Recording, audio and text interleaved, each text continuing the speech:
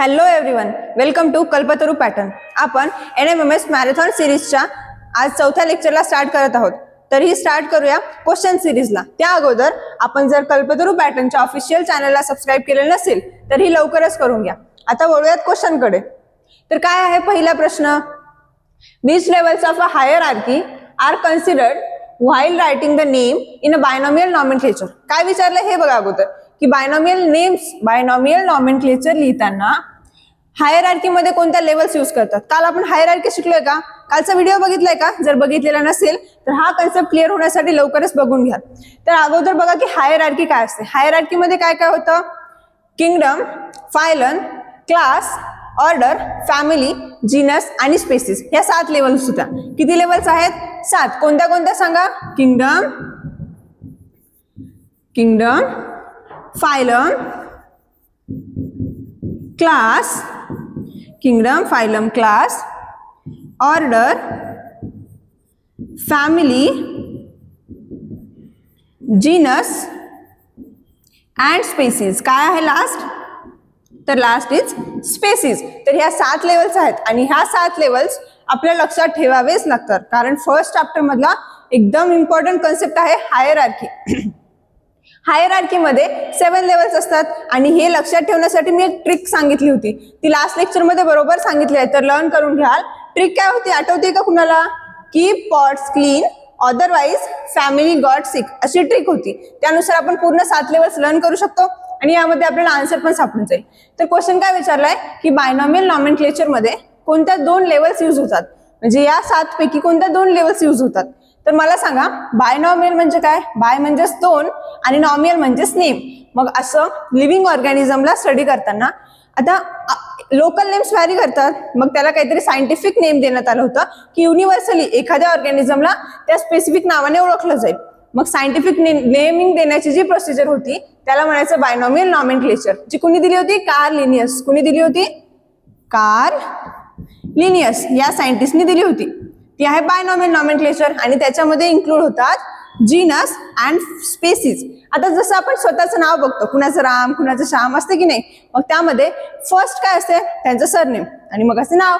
Same तशीच procedure आहे. जसं आपलं नाव आणि आडनाव ह्याच्यापासून बनलेले आहेत, तसंच प्रत्येक लिव्हिंग ऑर्गॅनिझमला बायनॉमियल नॉमेनक्लेचर मध्ये नेमिंग करताना त्यांचे जीनस आणि स्पेसिस यूज झाले होते. फर्स्ट वर्ड असणार आहे जीनसचा आणि second word is the species. आणि त्यामध्ये पण काही रूल्स होते, जसं की हे नाव लॅटिन लँग्वेज मध्येच लिहिलेले असावे आणि जर त्याला टाईप केलं असेल तर लॅटिन फॉन्ट मध्ये टाईप केलं पाहिजे. तर आन्सर काय असणार मग? Option number D, genus and species. तर बायनॉमियल नॉमेनक्लेचर मध्ये कोणत्या 2 लेवल्स यूज होतील? The first one is the genus and the second one is the species. आपण यानुसार एक्झाम्पल बघू शकतो, जसं की होमो सॅपियन. काय आहे एक्झाम्पल? होमो सॅपियन्स म्हणजेच काय? ह्युमन्सची स्पेसिस आहे. तर त्याच्यामध्ये होमो याचा जीनस असणार आणि सेपियन्स हे आहे त्याची स्पेसिस. ठीक आहे. Next question. Which of the following is an example of a hereditary disease. काय विचारलंय की हेरिडिटरी डिसीजचं एक्झाम्पल कोणतं आहे? मला अगोदर सांगा, आपल्याला कन्सेप्ट क्लिअर असायला हवा की हेरिडिटरी डिसीज नेमकं असतं काय. तर डिसीज त्याचे टाइप्स आहे हेरिडिटरी डिसीज. हेरिडिटरी डिसीज म्हणजे the disease which is passed by the parents, म्हणजे the disease which is transfer from parents to their offspring. म्हणजे एखाद्या पॅरेंटला जर डिसीज आहे, समजा एखाद्याच्या मदरला अस्थमा आहे आणि त्याच्या चिल्ड्रन मध्ये पण अस्थमाचे सिम्पटम्स दिसणे किंवा फर्दर त्याला अस्थमा होणे, मग हा कोणता डिसीज झाला? तर हेरिडिटरी डिसीज. मग hereditary disease, the disease pass through genes. हा डिसीज हा जीन्स थ्रू ट्रान्सफर होतो. कशा थ्रू होतो? तर जीन्स मध्ये. सर्वांनी क्रोमोझोम्स बघितलंय, मग क्रोमोझोम्स वरती जे जीन्स लोकेट असतात त्या कॅरेक्टर ट्रान्सफरन्सचं काम करतात. मग त्या कॅरेक्टर्स मध्ये काही डिसीज देखील ट्रान्सफर होतात. मग हे जो डिसीज आहे त्याला म्हणायचं हेरिडिटरी डिसीज. काय म्हणणार? Hereditary disease. The disease pass through the genes from parents to offspring. From parents to offspring. तर डेफिनेशन लक्षात राहील का? आणि डेफिनेशन सोबत एक्झाम्पल देखील गरजेचं आहे. कारण क्वेश्चन कशावर आला, एक्झाम्पलवर. तर बघा, कॉमन कोल्ड, फ्लू आणि डेंग्यू हे तर इन्फेक्शियस डिसीजेस आहेत. इन्फेक्शियस डिसीज म्हणजे काय की एखाद्या पर्सनला जर डिसीज असेल आणि त्यांच्या कॉन्टॅक्टमध्ये येणारा दुसऱ्या पर्सनला पण इन्फेक्शन होणे, त्याला म्हणू शकतो आपण इन्फेक्शियस डिसीजेस. पण डाऊन सिंड्रोम हा हेरिडिटरी डिसीज आहे, हा जेनेटिक डिसीज आहे. कारण आपले जीन्स माहिती आहेत, म्हणजे क्रोमोझोम वरती जीन्स लोकेटेड असतात. मग त्यामध्ये ना ट्रायसोमी ऑफ 21 क्रोमोझोम. आता तुमच्यासाठी थोडासा हेवी क्वेश्चन असेल हा, की क्रोमोझोम काय, मग अजून पुढच्या लेवलचा. तर क्रोमोझोम्स आपल्यामध्ये 46 क्रोमोझोम असतात की नाही, मग त्यामध्ये जे 21 पेअर आहे त्याच्यामध्ये ट्रायसोमी असतं, म्हणजे एक एक्स्ट्रा क्रोमोझोम ऍड झालेला असतो. तर एवढंच लक्षात ठेवाल की डाऊन सिंड्रोम हा जेनेटिक डिसीज आहे, जो की पॅरेंट्स थ्रू ऑफस्प्रिंगला ट्रान्सफर होऊ शकतो. मग त्यामुळे आन्सर काय असेल, तर option number D, Down syndrome. लक्षात राहील. काय आहे hereditary disease, the disease which pass from parents to their offspring. कशा थ्रू, तर genes through. Next question, a coconut falling from a tree towards the earth is an example of which type of force. किती easy question आहे. या अगोदर आपण काय ऐकलंय, एखादा ऍपल होता जो की खाली पडला अर्थवरती, आणि ते कशामुळे होत होतं, ग्रॅव्हिटेशनल फोर्समुळे. इथे चेंज एवढाच आहे की इकडे दिलाय आपल्याला कोकोनट. काय दिलाय, तर कोकोनट. मग एखादा कोकोनट जर अर्थवरती पडत आहे, आता काय झालं, हा कोकोनट ट्री पासून तुटला, मग त्याला आता फोर्स कोणती लागणार आहे, तर अर्थ त्याला आपल्या ग्रॅव्हिटेशनल फोर्सनी अट्रॅक्ट करणार आहे. मग आन्सर काय असेल, ग्रॅव्हिटेशनल फोर्स. इलेक्ट्रोस्टॅटिक फोर्स काय असते, तो एक्सपेरिमेंट बघितलाय का, the bits of a paper are attracted by the comb. मग कोंबला काय आपण फ्रिक्शन करतो, मग त्यामध्ये इलेक्ट्रोस्टॅटिक फोर्स डेव्हलप होते. दुसरी आहे मस्क्युलर फोर्स. मस्क्युलर फोर्स म्हणजे काय, the force which is applied by the muscles of the body. आपण आपल्या बॉडीच्या मसल्स थ्रू जर एखादी फोर्स अप्लाय केली तर त्याला आपण म्हणू शकतो muscular force. Third one is the gravitational force. Gravitational force सगळ्यांना माहितीच आहे. तर अर्थचं जे सेंटर आहे ते वरच्या प्रत्येक ऑब्जेक्टला स्वतःकडे ओढून घेतं. मग the force which pulls the object, त्याला काय म्हणू शकतो आपण, ग्रॅव्हिटेशनल फोर्स. मग आन्सर काय असणार, तर ग्रॅव्हिटेशनल फोर्स. डी आहे फ्रिक्शनल फोर्स.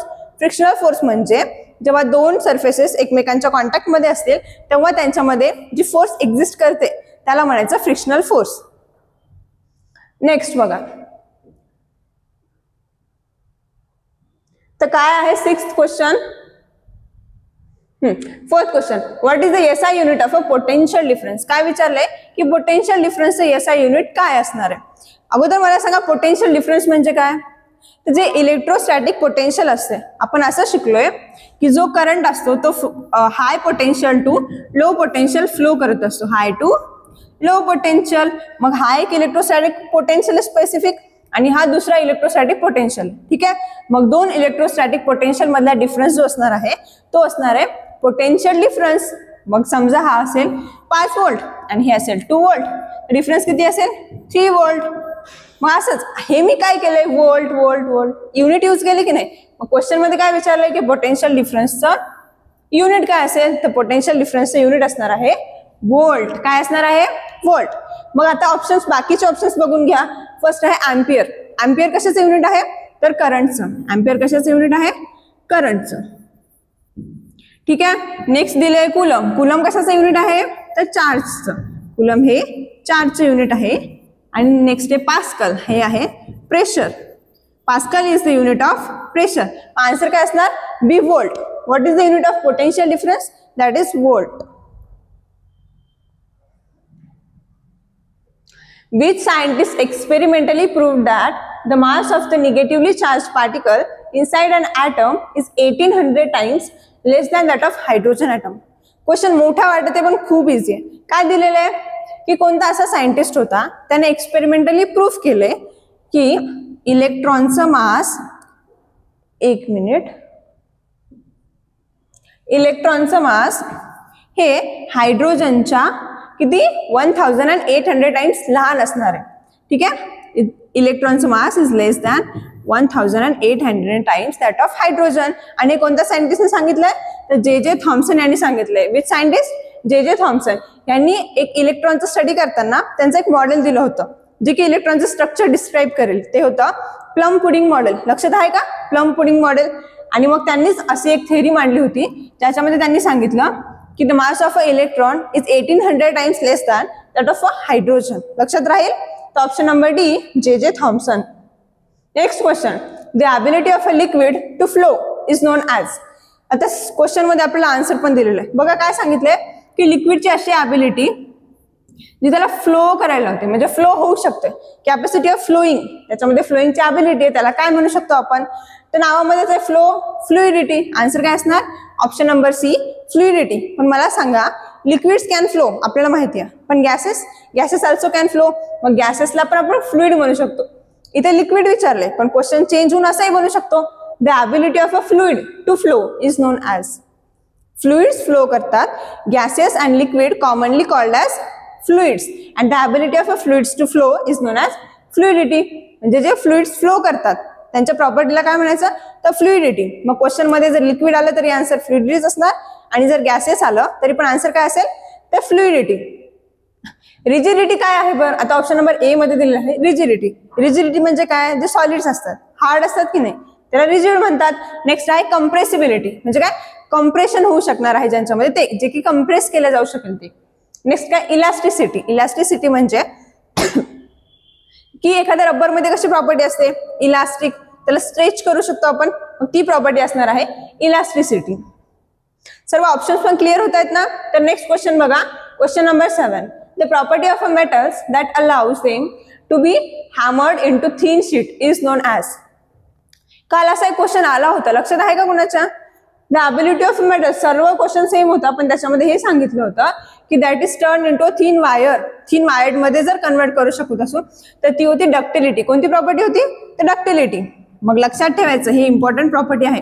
डक्टिलिटी म्हणजेच की आपण त्याला थिन वायर मध्ये कन्वर्ट करू शकतो. The metals can be drawn into a thin wire, the property is known as ductility, and it can be hammered into a thin sheet. मग त्या प्रॉपर्टीला काय म्हणणार, मेलिएबिलिटी. काय म्हणणार, तर option number C, malleability.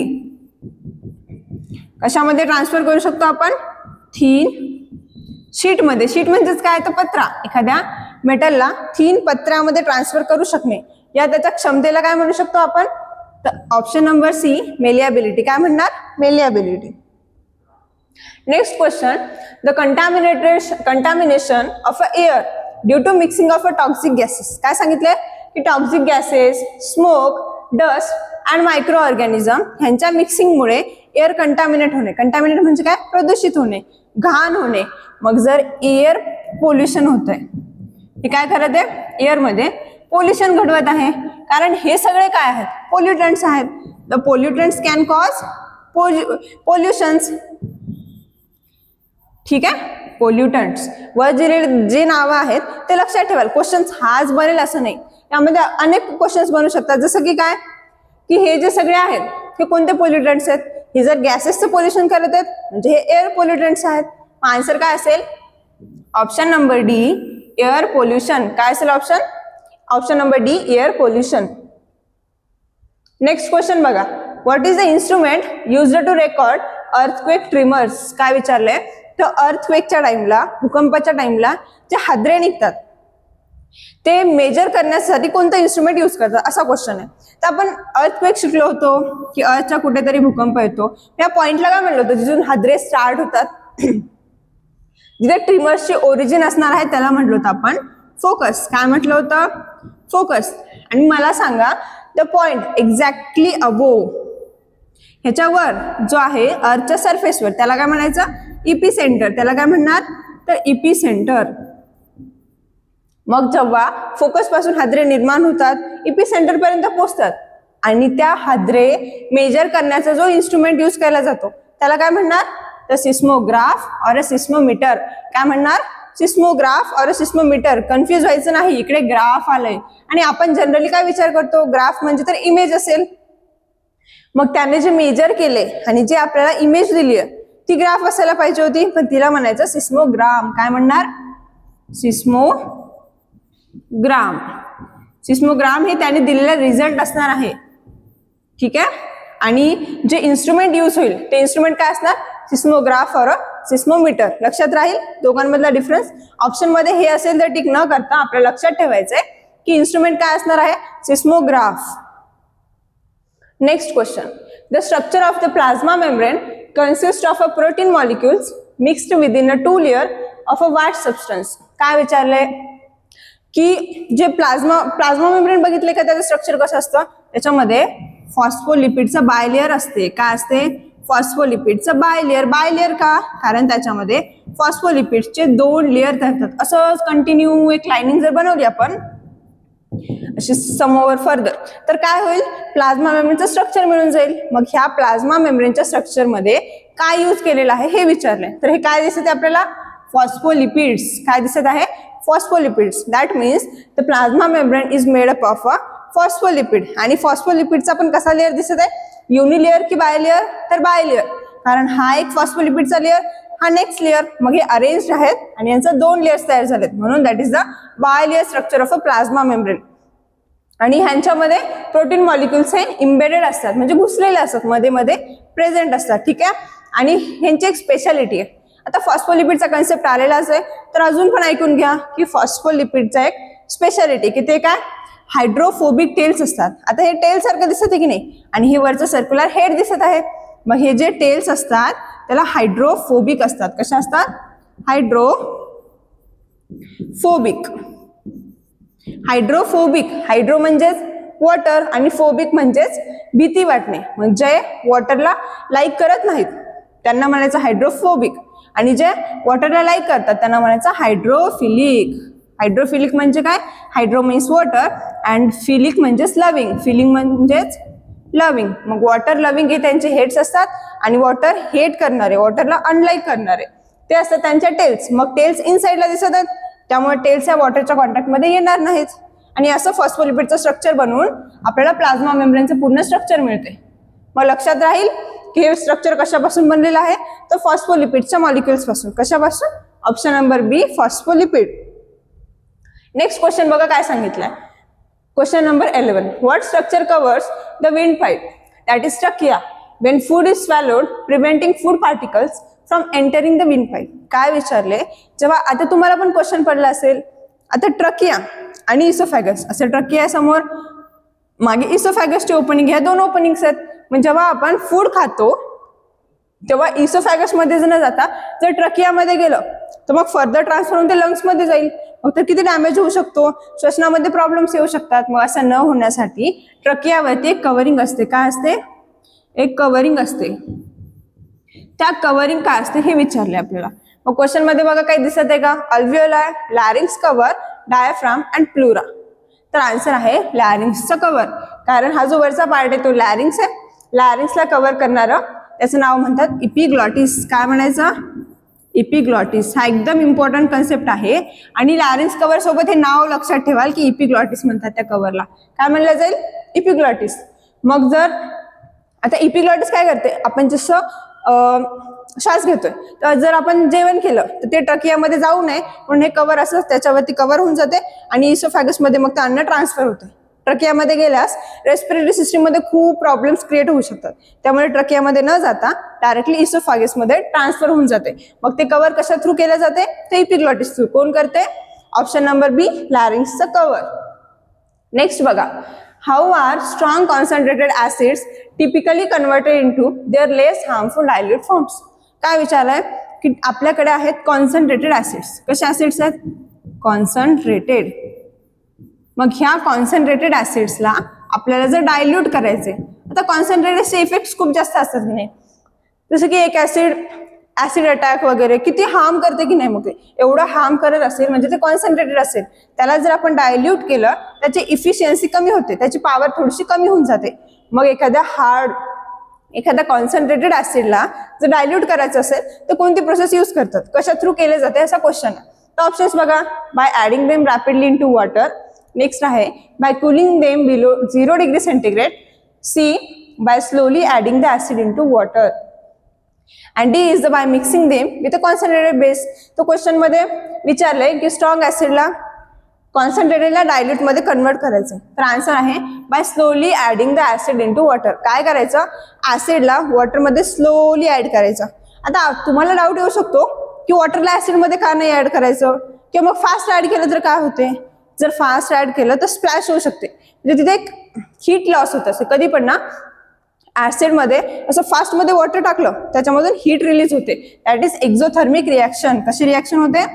Exothermic. Exothermic म्हणजेच heat release करते, मग ते हार्म करू शकते. त्यामुळे जर कॉन्सन्ट्रेटेड ऍसिडला डायल्यूट करायचं असेल त्यामध्ये स्लोली ऍसिडला वॉटरमध्ये ऍड करायचं. ठीक आहे, तर स्लोली ऍड करणं इम्पॉर्टंट आहे. नेक्स्ट क्वेश्चन बघा. The arrow in a chemical equation points towards the products and indicates what aspect of the reaction. काय विचारले? कधी रिएक्शन बघितलं आपल्या केमिस्ट्रीमध्ये असतात बघा, की इकडच्या साईडला रिएक्टंट असतो. हे बघा, आता इकडे आहे रिएक्टंट, इकडे बनतो प्रोडक्ट. पण रिएक्टंट प्रोडक्ट मी मध्ये ॲरो का केलंय? का केलंय? कारण this indicates the direction of a reaction. Reactant पासून प्रोडक्ट बनत आहे, हेच ते इंडिकेट झालंय. मग रिएक्टंट्स मध्ये काहीतरी रिएक्शन होते आणि आपल्याला प्रोडक्ट मिळतो. मग क्वेश्चन मध्ये तेच विचारलंय की असा ॲरो जो की प्रोडक्ट कडे ॲरो करतो. ठीक आहे, याचे स्टार्ट इकडून होते, एंड इकडे होतो. मग हा काय बनवतो? तो प्रोडक्ट बनवत असतो. तर काय इंडिकेट करणार? ऑप्शन्स मध्ये बघा काय दिलंय. The speed of the reaction, wrong. Next काय? The direction of the reaction. काय असणार आहे answer? The direction of the reaction. की रिएक्शन इकडच्या साईडने स्टार्ट झाली आहे, म्हणजे रिएक्टंट मध्ये घडली आहे आणि प्रोडक्ट्स हे प्रोड्यूस झालेले आहेत. नेक्स्ट बघा काय दिलंय. Heat is defined as the total amount of which type of energy of the atoms in a substance. विचारले की हीट, आता एखादा सबस्टन्स आहे, त्याच्यामध्ये ॲटम्स प्रेझेंट आहेत, मग त्या ॲटम्स मधली कोणती एनर्जी आपल्याला हीट मेजर केलं जाते. ठीक आहे, ॲटम्स मध्ये कोणत्या एनर्जी असतात? बरं, कायनेटिक एनर्जी आणि पोटेन्शियल एनर्जी असतात. मग त्याच्यापैकी क्वेश्चन मध्ये विचारलेले की हीट कशा थ्रू मेजर होते? तर heat is measured by kinetic energy of that substance. कशा थ्रू? तर कायनेटिक एनर्जी. इथे पोटेन्शियल एनर्जी दिले, पण ह्याच्या थ्रू हीट मेजर नाही केलं जात. हा पण हे लक्षात ठेवायचं, जर टोटल हीट असेल, जर टोटल कायनेटिक यूज झाली असेल कायनेटिक एनर्जी, तर हीट मेजर केलं जाईल. आणि ते जर ऍव्हरेज कायनेटिक एनर्जी स्पेसिफिकली देऊन असेल तर मग आपण टेम्परेचर सांगायचं. पण क्वेश्चन मध्ये काय विचारलंय की टोटल हीट मेजर करण्यासाठी कायनेटिक एनर्जी यूज होते, एवढंच लक्षात ठेवा. हीट मेजर करण्यासाठी कायनेटिक एनर्जी. जर टेम्परेचरचा कन्सेप्ट आला तर मग ऍव्हरेज हा वर्ड नेसेसरी आहे. ऍव्हरेज कायनेटिक एनर्जी असंच येणार क्वेश्चन मध्ये. मग लक्षात आलंय, heat is defined as the total amount of which type of energy? That is kinetic energy. Question number 15. What is the created in the air as a tuning fork undergoes continuous periodic back and forth movement? काय विचारलंय की tuning fork आहे, तो मागे असं tuning फॉर्कचं structure माहितीये का? असे दोन प्रॉन्ग्स असतात आणि हे मागे पुढे सतत मुवमेंट करत आहे. आणि विचारलंय याच्यामध्ये मग काय प्रोड्यूस होईल? ठीक आहे, काय तयार होईल? तर केमिकल चेंज. ह्याच्यामध्ये कसं येईल केमिकल चेंज? काही घडतच नाहीये, रिएक्शन नाही होते, प्रोडक्ट फॉर्मेशन नाही होते, प्रॉपर्टीज मध्ये चेंज नाही घडत आहे, तर यामुळे केमिकल चेंज नसणार. ओनली रेअर फ्रॅक्शन तर नाही, फक्त रेअर फ्रॅक्शन नाही होणार आहे, कारण या पार्टिकल्स मध्ये प्रेशर एकदा कमी होईल एकदा जास्त होईल, म्हणजे व्हॅरी करणार आहे. मग रेअर फ्रॅक्शन पण होणार आणि कम्प्रेशन पण होणार. प्रेशर डेन्सिटी वाढणार कमी होणार, म्हणजे दोन्ही पण स्टेप्स होणार आहेत. A series of a compression and a rarefaction, that is sound wave. ठीक आहे, तर option number C is the answer. A series of compression and a rarefaction, sound wave तयार होईल एक. ठीक आहे, नेक्स्ट बघा. The ray of a light that falls upon a surface is known as. आता बघा, हा आहे एक सरफेस. ठीक आहे, या सरफेसवरती एक इमॅजिनरी परपेंडिक्युलर लाईन काढून घ्यायची, ज्याला म्हणायचं नॉर्मल. काय म्हणणार? Normal is perpendicular to the surface. ठीक आहे, परपेंडिक्युलर वाटत तर नाहीये, पण इमॅजिन करून घ्या की एक परपेंडिक्युलर लाईन आहे. ठीक आहे, म्हणजे it makes a 90 degree angle to the surface. हा आपला सरफेस आहे. सरफेस म्हणजे काय? ज्याच्यावरती लाईट पडणार आहे. आता मग हा आहे सरफेस आणि ही आहे नॉर्मल, ही एक इमॅजिनरी लाईन आहे. आता क्वेश्चन बघा. The ray of a light that falls upon a surface. आता इकडून एक रे आली आहे आणि सरफेस वरती पडली. ठीक आहे, मग ही जी येणारी रे आहे ती असणार आहे इन्सिडेंट रे. कोणती रे? Incident ray. Incident ray. मग इन्सिडेंट रे पडली, आता सरफेसनी काय केले? रिफ्लेक्शन केले. मग ही रे रिफ्लेक्ट झाली आणि ती आता दुसऱ्या साईडला गेले डेविएट होऊन. ही आहे reflected ray. Which ray? Reflected ray. आता क्वेश्चन मध्ये काय विचारले ते बघा परत. The ray of a light that falls upon a surface. Surface वरती पडणारी लाईटची रे, त्याला काय म्हणले आपण? Incident ray. मग ऑप्शन मध्ये दिसत आहे का? तर इन्सिडेंट रे. ठीक आहे, रिफ्लेक्टेड रे समजले का काय आहे? ही जी की रिफ्लेक्ट होऊन निघाली आहे. नेक्स्ट बी ऑप्शन काय आहे? तर normal. Normal is a imaginary line which is perpendicular to the surface. Important आहे की नॉर्मल ही परपेंडिक्युलरच असते सरफेसला. नेक्स्ट इन्सिडेंट रे, जी की पडली आहे, जी की आली आहे. नेक्स्ट आहे रिफ्रॅक्टेड रे, जिथे रिफ्रॅक्शन घडते. आणि इथे कशी रिफ्लेक्टेड रे, कारण ते रिफ्लेक्शन घडले. मग ज्या केसेसमध्ये रिफ्रॅक्शन घडत असते तिथे रिफ्रॅक्टेड रे असं म्हणू शकतो. नेक्स्ट बघा 17. Approximately how many types of a plastic are known to exist. हे तर आपल्याला लर्नच करावं लागेल की प्लास्टिकचे अप्रॉक्सिमेटली किती टाइप्स माहिती आहेत. ते किती माहिती आहेत? मोर दॅन 2000, जवळपास 2000 पेक्षा जास्त टाइप्स आहेत प्लास्टिकचे. जर तुम्ही ऐकले असेल PVC, टेफ्लॉन, ऐकले का कधी? तर हे पण प्लास्टिकचे काही टाइप्स आहेत. PVC काय असणार आहे? Poly vinyl chloride. तर पॉलीविनाइल क्लोराइड तसंच टेफ्लॉन हे काही प्लास्टिकचे टाइप्स आहेत. And more than 2000 types are exist. ठीक आहे. नेक्स्ट क्वेश्चन बघा काय, what is the role of a decomposers in the ecosystem. Ecosystem मध्ये डिकम्पोजर्सचा रोल काय आहे असं विचारले. अगोदर मला सांगा त्या लेवल्स आपण शिकलो होतो त्या कोणत्या कोणत्या होत्या? फर्स्ट होती प्रोड्युसर, नेक्स्ट काय होती? कंझ्युमर्स. काय असणार आहे? तर कंझ्युमर्स. आणि मग काय येतील? डिकम्पोजर्स. नेक्स्ट येतील डिकम्पोजर्स. हा, पण प्रोड्युसर्सला खाणारे प्रायमरी कंझ्युमर्स त्यांना खाणारे, सेकंडरी कंझ्युमर्स त्यांना खाणारे, टर्शरी कंझ्युमर्स. आणि ते मेल्यानंतर ते डेड ऑर्गॅनिझम्सला डिकम्पोज करणारे डिकम्पोजर्स. मग इथे मी फक्त कंझ्युमर्स लिहिले, तर प्रायमरी, सेकंडरी, टर्शरी समजून घ्या. नेक्स्ट काय सांगितलंय की डिकम्पोजर्सचा रोल काय असणार आहे इकोसिस्टम मध्ये. मग हे लास्ट लेवलला कोण आले? डिकम्पोजर्स. यांचा रोल विचारलाय. आता ऑप्शनशी रिलेट करून बघा, आता समजेल. तर प्रोड्युसिंग फूड वाया फोटोसिंथेसिस. प्रोड्युसर्स हेच प्रोड्यूस करतात, म्हणजे प्रोड्युसर्स जसे की प्लांट्स हे फूड प्रोड्यूस करण्याचं काम करतात. डिकम्पोजर्स करतात का? नाही. तर option number A is wrong. Next बघा बी काय दिलंय? Consuming living primary consumers. Living primary consumers हे कोण आहेत? प्रायमरी कंझ्युमर्स, जे प्रोड्युसर्सला खातात. बरोबर आहे, प्रोड्युसर्सला खातात. Can they produce their own food? हे स्वतः फूड प्रोड्यूस करू शकतात का? तर नाही. मग ह्यांना जर खाणारे असतील तर ते डिकम्पोजर्स आहेत का? नाही. नेक्स्ट काय? सी मध्ये काय? Converting organic remains into inorganic nutrient elements. आपल्या डिकम्पोजरचा रोल विचारलाय की नाही? मग हे जे टर्शरी कंझ्युमर्स आहेत, लास्ट लेवलचे कंझ्युमर्स, ते आता डेड झालेत. मग त्यांना कन्वर्ट करत आहे. ते जे ऑर्गॅनिक रिमेन्स आहे, आता ते जर डेड झालेत पण त्यांची बॉडी त्यांचे अवशेष जे काही आहेत ते ऑर्गॅनिक रिमांडच राहे. मग त्यांना डिकम्पोज करण्याचं काम हे डिकम्पोज करतात, डिकम्पोजर्स करतात. ऑप्शन नंबर सी काय? Converting organic remains into inorganic nutrient elements. जसं की आता समजा एखादा प्राणी आहे जो आता मेल आहे, मग त्याला डिकम्पोज करण्याचं काम डिकम्पोजर्स करतात. आणि त्याच्यापासून कार्बन, हायड्रोजन, नायट्रोजन असे काही न्यूट्रिएंट्स प्रोड्यूस करतात. आणि हे परत सायकलमध्ये पार्टिसिपेट होतं, इकोसिस्टमच्या सायकलमध्ये हे परत पार्टिसिपेशन करतात. मग आन्सर काय असणार आहे? तर converting organic remains into inorganic nutrient elements. लक्षात राहील. नेक्स्ट बघा काय दिलं. Question number 19. What is the approximate diameter of our galaxy. तर गॅलेक्सीची अप्रॉक्सिमेट डायमीटर विचारले. अगोदर मला सांगा आपल्या गॅलेक्सीचं नाव काय आहे बरं? मिल्की वे. काय आहे? मिल्की वे गॅलेक्सी. मिल्की वे. आणि संस्कृत मध्ये नाव सांगितलं होतं मी, काय आहे तर? मंदाकिनी. मंदाकिनी ह्याच गॅलेक्सीची आपल्याला डायमीटर विचारलेली आहे. किती आहे बरं?